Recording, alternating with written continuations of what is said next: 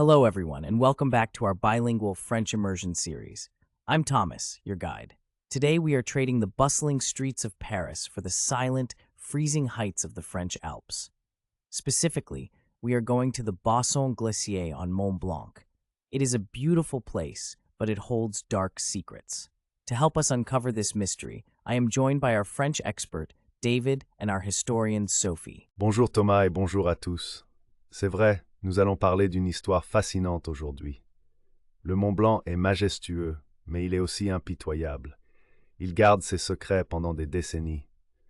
On dit souvent que le glacier rend toujours ce qu'il a pris, mais parfois, cela prend beaucoup de temps. Bonjour. Oui, c'est une histoire incroyable. Elle ressemble à un film d'Hollywood, mais c'est une histoire vraie. Elle mêle tragédie, trésor et un dilemme moral très difficile. Nous allons voir comment le passé refait surface, littéralement. Exactly. The past resurfacing, literally.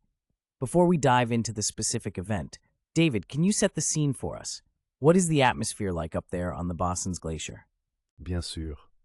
Imaginez un désert de glace. Il fait extrêmement froid. Le silence est absolu, sauf quand la glace craque. Le glacier des Bossons est comme une rivière gelée qui descend du sommet du Mont Blanc vers la vallée de Chamonix. C'est un endroit magnifique, blanc et bleu, mais c'est aussi un cimetière. A cemetery, un cimetière. That is an ominous start. David mentioned la glace craque, the ice cracks. This glacier is famous for plane crashes, specifically 2 crashes involving Air India planes, decades apart. Sophie, tell us about the first tragedy. Tout a commencé le 3 novembre 1950. Un avion d'Air India, le Malabar Princess, volait vers Genève. Il y avait 48 personnes à bord. Il y avait une terrible tempête de neige. Le pilote a perdu le contact radio. Malheureusement, l'avion s'est écrasé contre le Mont Blanc, à plus de 4000 mètres d'altitude. Personne n'a survécu. C'était une tragédie nationale. Les équipes de secours ont essayé de monter, mais le mauvais temps a rendu les recherches impossibles pendant plusieurs jours. L'avion a disparu sous la neige. Il est devenu une partie du glacier. So, in 1950, the Malabar Princess crashes and disappears under the snow.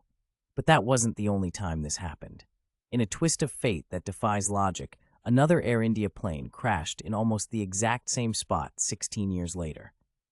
C'est exact, Thomas. C'est une coïncidence effrayante.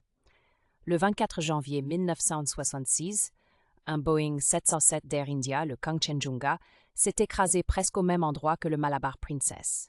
Il y avait 117 passagers. Parmi eux, il y avait Homi J. Bhabha, le père du programme nucléaire indien. Encore une fois, aucun survivant.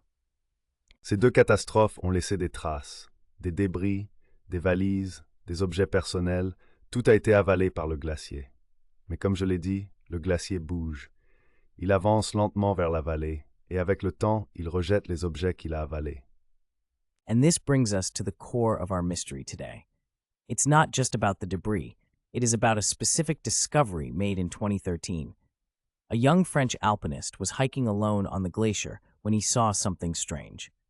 David, take us to that moment. Nous sommes en septembre 2013.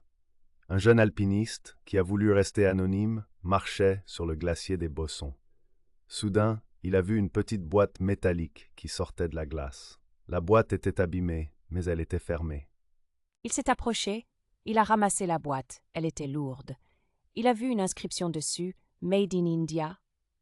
Il a compris que cela venait d'un des 2 avions écrasés. Son cœur battait très fort, il a décidé d'ouvrir la boîte. This is the moment of truth. He opens the box. He expects maybe documents or clothes, but he finds something much more valuable. What was inside, David?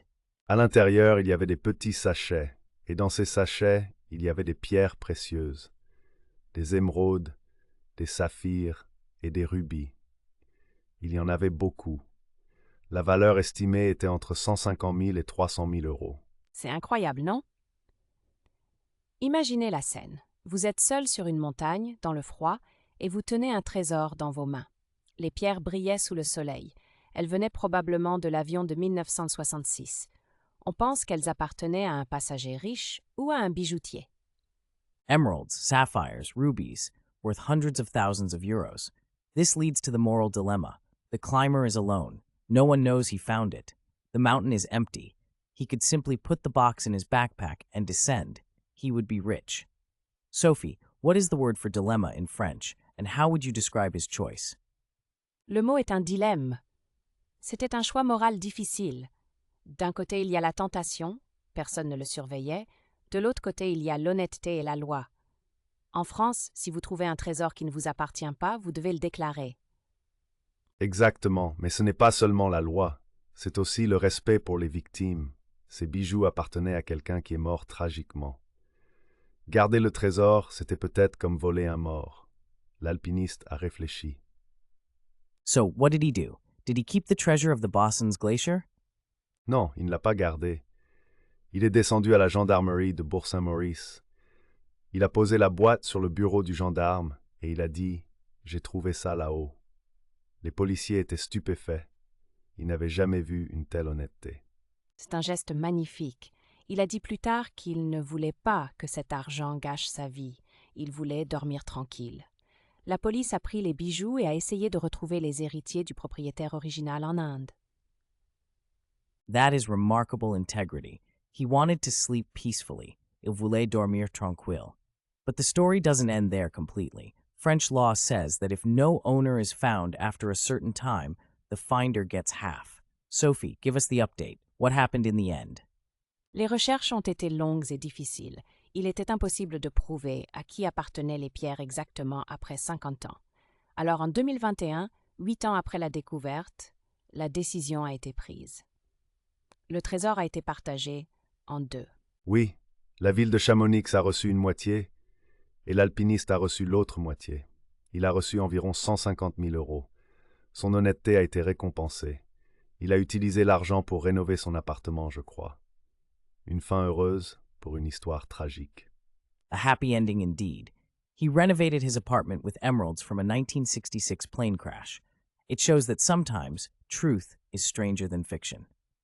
Before we wrap up, let's look at some key vocabulary we used today. David, can you give us the top 3 words to remember? Bien sûr, le premier mot est le glacier, the glacier. Le deuxième est les débris, debris or wreckage. Et le troisième est un trésor, a treasure. Et n'oubliez pas le verbe s'écraser qui signifie to crash. Et je voudrais ajouter une expression « faire surface ». Cela veut dire « to surface » ou « to emerge », comme les bijoux qui ont fait surface après 50 ans. Perfect. Fair surface. Thank you, Sophie, and thank you, David. This mystery of the Bossons Glacier reminds us that history is never truly gone. It is just waiting under the ice. Listeners, try to use the past tense to retell this story to a friend. C'est un excellent exercice. See you next time for another mystery. Au revoir tout le monde et à la prochaine. Au revoir. Continuez à apprendre.